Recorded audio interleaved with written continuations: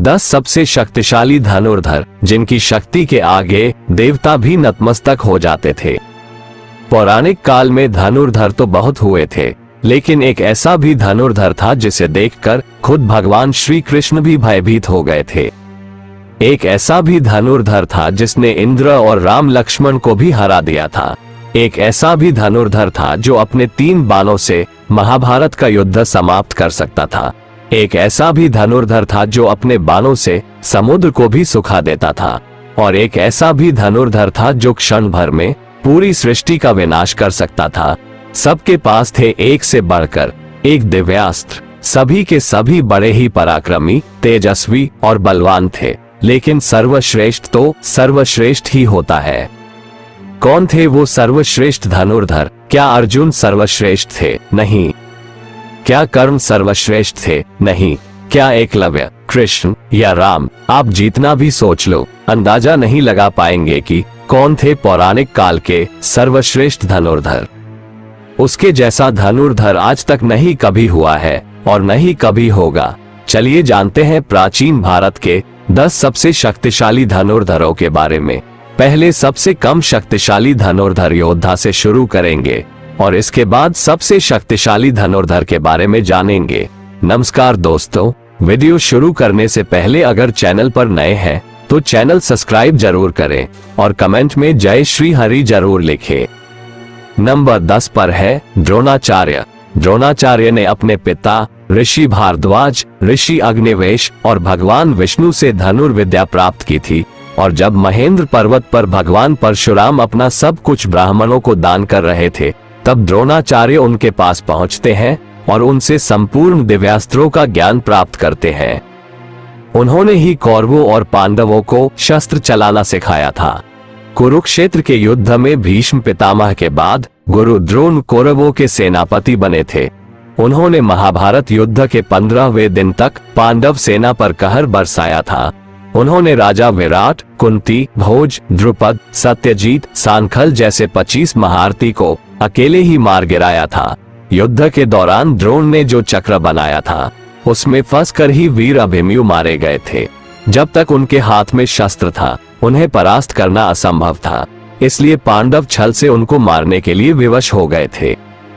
Number 9 पर है भीष्म पितामह। गंगा पुत्र भीष्म यह एक अकेले ऐसे योद्धा थे जिन्होंने उस समय पृथ्वी पर हस्तिनापुर को अपराजित कर दिया था। उन्होंने अपने जीवन में बड़े बड़े युद्ध लड़े। कई बार तो दुश्मन की पूरी सेना पर वे अकेले ही भारी पड़ जाते थे। जब कुरुक्षेत्र का युद्ध शुरू हुआ था तब पितामह भीष्म कौरवों के प्रथम सेनापति बने थे। रोज अकेले भीष्म पितामह 10,000 सैनिकों को मार दिया करते थे। भीष्म पितामह के बालों के आगे पांडव पक्ष का कोई भी योद्धा टिक नहीं पाया। भगवान श्री कृष्ण ने इस युद्ध में शस्त्र न उठाने का प्रण लिया था, लेकिन भीष्म पितामह ने अपने पराक्रम से श्री कृष्ण को अपनी प्रतिज्ञा तोड़कर शस्त्र उठाने के लिए विवश कर दिया था। भगवान कृष्ण जानते थे कि भीष्म पितामह को नियमानुसार युद्ध करके परास्त करना असंभव था, इसलिए शिखंडी को सामने रखकर अर्जुन ने भीष्म पितामह को बालों की शैया पर सुला दिया था। नंबर 8 पर है अर्जुन। गुरु द्रोण की दृष्टि में अर्जुन थे सर्वश्रेष्ठ धनुर्धर। गुरु द्रोणाचार्य ने अर्जुन को अपने सारे अस्त्रों का ज्ञान दिया था।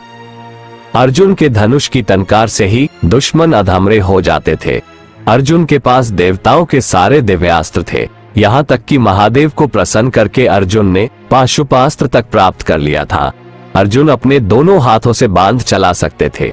द्रौपदी स्वयंवर में कर्ण को छोड़कर सभी धनुर्धर जहां विफल हो गए थे, वहां अर्जुन ने बहुत ही आसानी से लक्ष्य को भेद दिया था। खांडव वन में अर्जुन ने देवराज इंद्र तक को परास्त कर दिया था। जिन निवाज कवच राक्षसों को रावण भी हरा नहीं पाया था, उन्हें अर्जुन ने परास्त कर दिया था। नंबर 7 पर है एकलव्य। एकलव्य महाभारत काल के एक श्रेष्ठ धनुर्धर थे। जब गुरु द्रोण के पास एकलव्य शिक्षा के लिए गए थे, तब गुरु द्रोण ने उसे शिक्षा देने से इनकार कर दिया था। इसके बाद एकलव्य ने द्रोण को गुरु मानकर वन में धनुर्विद्या का अभ्यास करना शुरू कर दिया था। जब कौरवों और पांडवों में से किसी को भी शब्द भेदी बाण चलाना नहीं आता था, तब एकलव्य अपने अभ्यास से ही शब्द भेदी बाण चलाना सीख गए थे। उनकी धनुर्विद्या को देखकर अर्जुन को भी डर लगने लगा था कि एकलव्य ही सर्वश्रेष्ठ धनुर्धर थे। लेकिन एक समय गुरु दक्षिणा के नाम पर द्रोणाचार्य ने एकलव्य का अंगूठा कटवा दिया था, लेकिन इसके बाद भी बिना अंगूठे के एकलव्य बाण चलाना सीख गए थे। दोस्तों, मॉडर्न आर्चरी में अंगूठे के बिना ही बाकी उंगलियों से बाण चलाया जाता है। इसका आविष्कार सबसे पहले एकलव्य ने ही किया था। एकलव्य इतने शक्तिशाली थे कि भगवान श्री कृष्ण को एकलव्य का वध करना पड़ा था। एकलव्य के बारे में भगवान श्री कृष्ण ने कहा था, अगर एकलव्य का अंगूठा ना काटा होता तो एकलव्य दूसरा परशुराम बनकर जंगल में घूमते रहते, तब दानव, राक्षस और ना ही देवता कोई भी उसको परास्त नहीं कर पाता। कोई मनुष्य तो उसके सामने खड़ा भी नहीं हो पाता। भगवान श्री कृष्ण ने जिस धनुर्धर की तुलना भगवान परशुराम से की थी, वो कितने शक्तिशाली थे तो आप सोच ही सकते हैं। नंबर 6 पर है बाबरिक। भीम के पौत्र बर्बरीक के समक्ष जब अर्जुन तथा भगवान श्री कृष्ण उसकी वीरता का चमत्कार देखने के लिए उपस्थित हुए, तब बर्बरीक ने अपनी वीरता का छोटा सा नमूना मात्र ही दिखाया। जब भगवान कृष्ण ने कहा कि यह जो वृक्ष है, इसके सारे पत्तों को एक ही तीर से छेद दो तो मैं मान जाऊंगा। बर्बरीक ने आज्ञा लेकर तीर को वृक्ष की ओर छोड़ दिया। जब तीर एक एक कर सारे पत्तों को छेदता जा रहा था, उसी दौरान एक पत्ता टूटकर नीचे गिर पड़ा। कृष्ण ने उस पत्ते पर यह सोचकर पैर रखकर उसे छुपा लिया कि यह छेद होने से बच जाएगा। लेकिन सभी पत्तों को छेदता हुआ वह तीर कृष्ण के पैरों के पास आकर रुक गया। तब बर्बरीक ने कहा, प्रभु, आपके पैर के नीचे एक पत्ता दबा है, कृपया पैर हटा लीजिए, क्योंकि मैंने तीर को सिर्फ पत्तों को छेदने की आज्ञा दे रखी है, आपके पैर को छेदने की नहीं।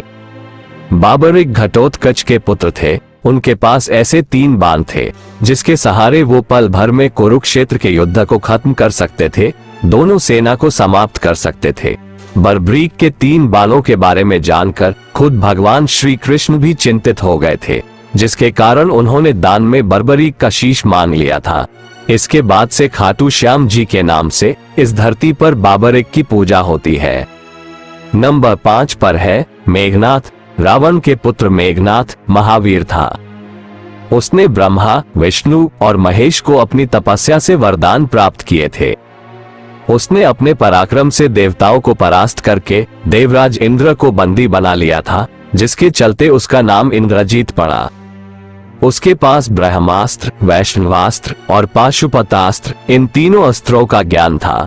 लक्ष्मण जी के साथ युद्ध के दौरान उसने लक्ष्मण जी पर ब्रह्मास्त्र और पाशुपतास्त्र चलाया था।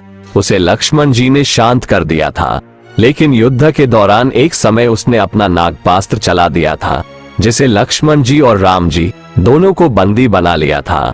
उसने उसी युद्ध में लक्ष्मण जी को मूर्छित कर दिया था। मेघनाथ ही रामायण काल के एकमात्र योद्धा है, जिसे अति महारथी कहा गया है। नंबर 4 पर है कर्ण। सूर्यपुत्र कर्ण महाभारत काल के एक ऐसे योद्धा थे जिनके पास ऐसे दिव्य कवच और कुंडल थे जिसे किसी भी अस्त्र से भेदा नहीं जा सकता था। इसलिए युद्ध से पहले देवराज इंद्र ने छल से कर्ण का कवच और कुंडल छीन लिया था। लेकिन कवच कुंडल के बिना भी कर्ण महाशक्तिशाली थे। अंतिम युद्ध में जब कर्ण और अर्जुन का आमना सामना हुआ था, तब कर्ण ने 11 बार अर्जुन के गांडीव धनुष की प्रत्यक्षा को काट डाला था। अर्जुन के ब्रह्मास्त्र को कर्ण ने साधारण बाणों से ही काट डाला था। इस युद्ध के दौरान कर्ण ने अपने सर्व प्रमुख बाण से अर्जुन को लगभग मार ही डाला था। अगर भगवान श्री कृष्ण अर्जुन की रक्षा न करते तो अर्जुन कर्ण के हाथों जरूर मारे जाते।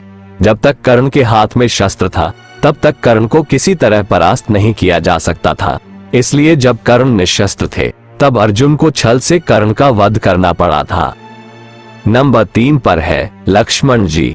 शेषनाग के अवतार लक्ष्मण जी महापराक्रमी थे। उन्होंने अपने जीवन काल में कई असुरों को मार गिराया था। श्री राम के साथ 14 वर्ष वनवास में मारीच, सुबाहु, तारका जैसे कई बड़े बड़े राक्षसों को मारने में अपने तीखे बाण चलाकर अपना पराक्रम दिखाया था। उनके बाण रेखा में ही इतनी शक्ति थी कि रावण भी उसे पार नहीं कर सकता था। शास्त्रों को अनुसार वो एक श्रेष्ठ धनुर्धर थे। रावण के महाबलशाली पुत्र इंद्रजीत को परास्त करने और इंद्रजीत का वध करने वाले लक्ष्मण जी ही थे। रावण के शक्तिशाली पुत्र अतिकाय का वध भी लक्ष्मण जी ने ही किया था। युद्ध के दौरान एक बार लक्ष्मण जी ने रावण को भी मूर्छित कर दिया था। नंबर 2 पर है भगवान श्री राम। भगवान विष्णु के अवतार मर्यादा पुरुषोत्तम महावीर श्री राम की शक्ति का कोई अंत नहीं था। स्वयंवर में जब वो शिव धनुष पर प्रत्यंचा चढ़ाने गए थे तब उनकी शक्ति से शिव धनुष टूट गया था। ऐसा कोई अस्त्र नहीं था जो श्री राम के पास नहीं था। श्री राम ने मात्र अपनी 16 वर्ष की आयु में अपने बाणों से मारीच और सुबाहु जैसे मायावी राक्षस का वध किया था। साथ ही सहस्त्र और राक्षसों को भी अपने बाणों से मार गिराया था। जब समुद्र ने लंका जाने के लिए श्री राम को मार्ग नहीं दिया तब उन्होंने अपने बाणों से ही समुद्र को सुखाने का विचार किया। श्री राम को धनुष पर बाण का संधान करते देख समुद्र देव भी भयभीत होकर उनके सामने प्रकट हो गए थे। श्री राम ने अपने बाणों से ही महाबलशाली कुंभकर्ण को मार गिराया था और रामायण के युद्ध में उस समय त्रिलोक विजेता लंकापति रावण के भी 10 सिर अपने बाण से काटकर उसकी छाती को भेद कर उसे भी यमलोक में भेज दिया था।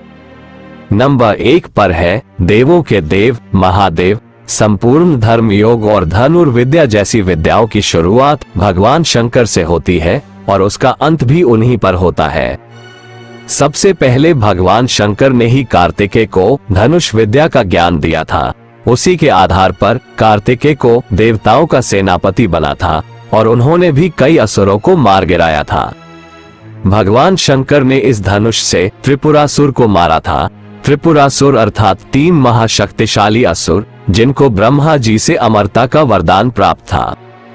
शिव जी के धनुष की टंकार से ही बादल फट जाते थे और पर्वत हिलने लगते थे। ऐसा लगता था मानो भूकंप आ गया हो। ये धनुष बहुत ही शक्तिशाली था। इसी के एक तीर से त्रिपुरासुर की तीनों अभेद नगरियों को ध्वस्त कर दिया गया था। इस धनुष का नाम पिनाक था। संपूर्ण ब्रह्मांड और धनुर्वेद की उत्पत्ति महादेव से ही हुई है। सभी बड़े बड़े महारथी परशुराम जी, विश्वामित्र, भगवान श्री राम और अर्जुन सभी ने शिव की आराधना करके ही इन दिव्य अस्त्रों को पाया है। सभी के जनक वही है, वही इस सृष्टि की शुरुआत है और वो ही इसका अंत है। उनकी शक्ति अनंत है। वो पल पर में ही अपने एक ही बाण से प्रलय तक ला सकते हैं, किसी का भी विनाश कर सकते हैं। इसलिए वो ही सर्वश्रेष्ठ है, ऐसा हमारा मानना है। आपके अनुसार सर्वश्रेष्ठ धनुर्धर कौन थे, जरूर बताना। अगर आप भगवान शिव के सच्चे भक्त हैं तो कमेंट में हर हर महादेव जरूर लिखिएगा। आशा करते हैं कि आपको वीडियो अच्छी लगी होगी। आपको हमारा ये प्रयास अच्छा